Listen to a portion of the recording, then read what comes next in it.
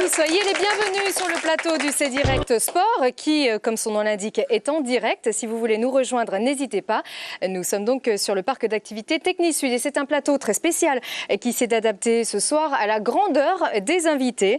Émission ce soir spéciale Pékin 2008, les athlètes paralympiques de retour de Pékin. Bonsoir, avec nous David Smetanine, quadruple médaillé, 2 en or, 2 en argent. Rien que cela en natation. David Smetanine, bonsoir. Merci d'être avec nous, David. À ses côtés, Vincent Bourri, double médaillé, une médaille d'or, une médaille d'argent en tennis de table. Bonsoir, Vincent.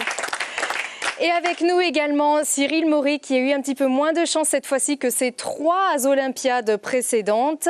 7 médailles dont 5 en or quand même, ça a vraiment le mérite d'être souligné. Il est avec nous, Cyril, il viendra nous raconter également son aventure olympique.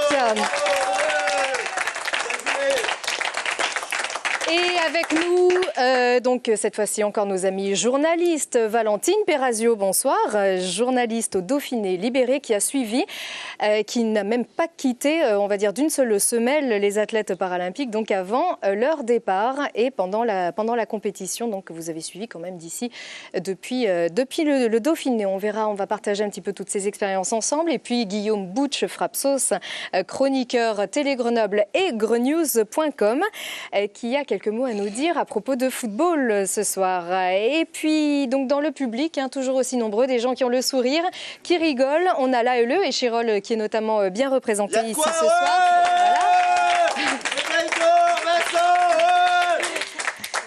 Et on a bien sûr beaucoup de raisons d'avoir le sourire. On en a à l'appel des raisons d'avoir le sourire. Ce lundi soir, le sport grenoblois ne s'est peut-être jamais aussi bien porté ces derniers temps. Et c'est comme à l'école des fans, c'est facile, tout le monde a gagné ce week-end. Et on commencera notamment par la sensation du week-end et même de l'année, on peut le dire. Le mot n'est pas plus fort, le GF38 s'est offert la peau du PSG au Parc des Princes. Nous reviendrons sur cet exploit avec des images maison signées Bouch-Frapsos. Et puis le bonheur retrouvé sur le pré du stade Vercors des supporters qui ont dignement fêté l'anniversaire de Mecha Bazarevic.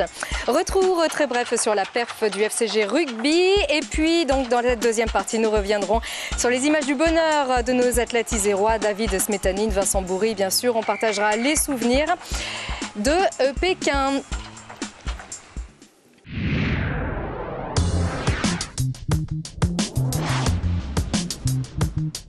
Travail derrière tout ça. On va revenir un petit peu plus tard dans cette émission sur vos conditions d'entraînement. Et puis Vincent, donc Vincent a suivi avec les médailles d'or. Donc Vincent tennis de table avec bien sûr. On va revoir donc ce grand moment où Vincent donc a décroché sa médaille d'or. Donc c'était le 11 septembre, Vincent. Une date qui cette fois-ci t'a porté chance, on va dire.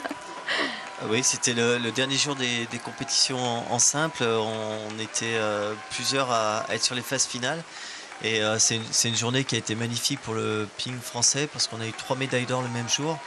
Et sur cette journée, on a enchaîné un résultat qui était pratiquement impossible à imaginer, tellement les Chinois étaient préparés, étaient forts. Ils avaient dit qu'ils ne laisseraient aucune médaille.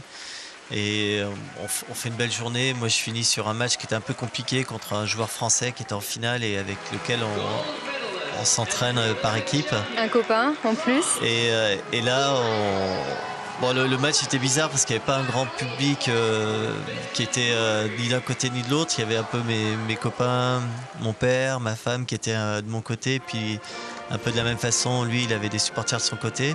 Mais le gymnase était étrangement silencieux, contrairement à tout ce qu'il y avait avant. Mais ça changerait la médaille, une médaille d'or aux Jeux en Chine, en tennis de table, où c'est quand même leur discipline reine, c'est magique. Et avec la Marseillaise en plus. Et avec la La Marseillaise, voilà. Ouais. Enfin, après l'argent à Atlanta. Après l'argent, Atlanta, après le moment, bronze 96. À Sydney, ouais, ça fait un petit moment. Et puis chocolat à Athènes, donc l'or en simple en Chine, c'est top. Ouais. Et vraiment chapeau. Donc l'argent a suivi après par équipe. On était sur une dynamique incroyable. Toute l'équipe était vraiment remontée. On a enquillé sur des matchs difficiles, mais on s'est bien battu. On a cru pouvoir aller jusqu'au bout. On est arrivé en finale après avoir concédé seulement une défaite dans tous les matchs précédents.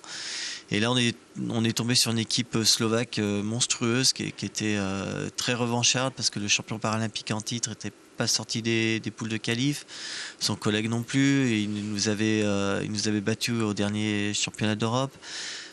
Auparavant, ils avaient battu au championnat du monde, avec il y avait une grosse rivalité qui était sous-jacente. Et puis sur la finale, on a joué un très très gros tennis de table et ils ont été plus forts que nous.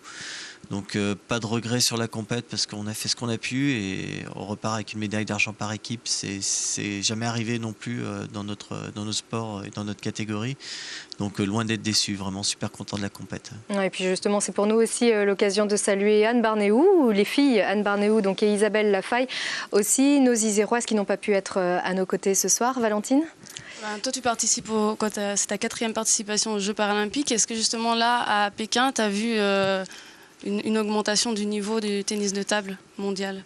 En tennis de table, ça fait quand même pas mal d'années que le niveau est vraiment très très élevé. Donc je dirais pas qu'il y a eu une surprise. On savait que les Chinois étaient archi-dominateurs. On savait que tout le monde était très préparé. On a la chance et puis en même temps la difficulté de jouer à un haut niveau également avec les valides. Donc on est très préparé. Notre sport est complètement intégré dans le monde valide depuis très longtemps. Je fais des compétitions avec des jeunes qui sont là et quand on est à la table, il n'y a pas de règles particulières. On est vraiment à s'entraîner et à se battre les uns contre les autres très fort. Donc le niveau a peut-être un petit peu monté en général, mais il n'y a pas eu de surprise en dehors de la domination chinoise et de la présence très forte des Européens qui reflètent un petit peu ce qui se passe chez les valides. Et on était préparé à ça et on est arrivé au meilleur niveau de ce qu'on pouvait faire. Moi, j'ai fait une préparation énorme depuis 6 mois. J'ai eu la chance d'être complètement détaché par mon employeur qui m'a laissé me préparer pendant 6 mois. Aujourd'hui, c'est un peu particulier parce que c'est mon jour de rentrée chez HP, donc c'est mon premier jour de travail. On va voir ça tout à l'heure d'ailleurs, Vincent, comment se passe un petit peu ton quotidien et celui aussi de ton entraîneur Kouros derrière, qui est très sage ce soir, il faut bien le rappeler. Vincent est une star, on l'a vu, une star du ping, comme mais également c'est une star à Hewlett-Packard, là où il travaille. On regarde tout de suite David sur son lieu de travail. Vincent, ingénieur, donc ingénieur Vincent. Alors que David donc est agent à la ville de Grenoble, Vincent lui est ingénieur. Oui, je travaille également à temps partiel à 60% chez HP, j'ai 40% pour le tennis de table. Dans un beau contexte, on le voit, avec des belles photos pour se mettre de bonne humeur au travail. Oui, j'ai des conditions de travail qui sont vraiment... qui sont vraiment parfaites pour faire bien mon boulot. Là, tu t'adressais à Kouros, ton entraîneur.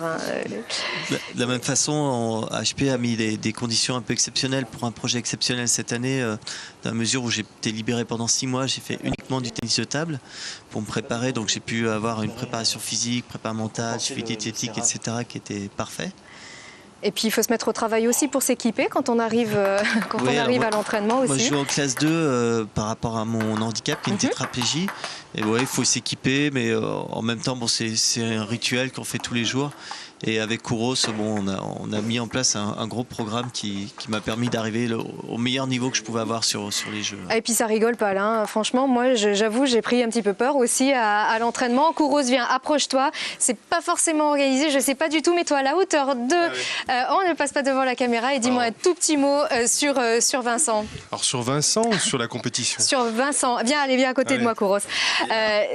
Vraiment un tout petit mot pour finir, très rapidement, un petit mot parce que je sais que c'est vraiment un vrai bonheur de s'entraîner avec Vincent. J'ai pu le voir d'ailleurs. Tu as pu le voir, tu as pu constater à quel point ça se passait bien, l'ambiance est superbe à l'entraînement. Malgré que de temps en temps on travaille dur, c'est un réel plaisir de travailler avec Vincent, on s'entend super bien, mais ça ne veut pas dire pour moi qu'on ne travaille pas dur.